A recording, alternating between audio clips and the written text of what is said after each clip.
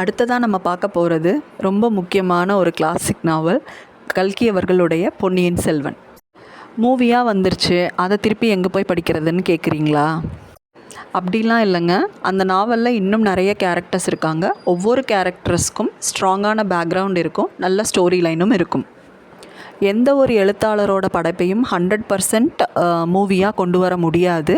அந்த வகையான ஒரு நாவல் தான் கல்கி அவர்களின் பொன்னியின் செல்வன். நெக்ஸ்ட் கிளாசிக் நாவல் சாண்டில்யன் அவர்களின் கடல்புறா. இந்த நாவலோட மெயின் ரெஃபரன்ஸ் அப்படின்னு சாண்டில்யன் சொல்கிறது ஜெயங்கொண்டார் அவர்கள் எழுதிய கலிங்கத்து பரணியில் அதன் பாட்டுடை நாயகனாக இருந்த கருணாகர தொண்டைமான் பற்றினது. இந்த நாவலில் கப்பல் பற்றின தகவல்கள், கடல் போர்கள் என நம்ம வியக்க வைக்கிற ஏராளமான தகவல்கள் இருக்குது. அந்த ரெஃபரன்ஸும் இந்த புக்லேயே மென்ஷன் பண்ணியிருப்பார் சாண்டில்யன். அடுத்த கிளாசிக் பாலகுமாரன் ஐயா எழுதிய உடையார். மொத்தம் 6 பாகங்கள். தஞ்சை பெரிய கோவிலை கட்டின விஷயந்தான் இந்த நாவலுடைய மூலக்கரு. பொதுவாகவே ஐயா பாலகுமாரன் அவர்களுடைய எழுத்து நடையை எல்லாராலும் ஈஸியாக புரிஞ்சிக்க முடியாது.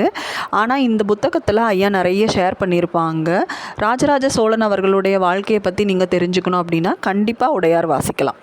Thank you for listening.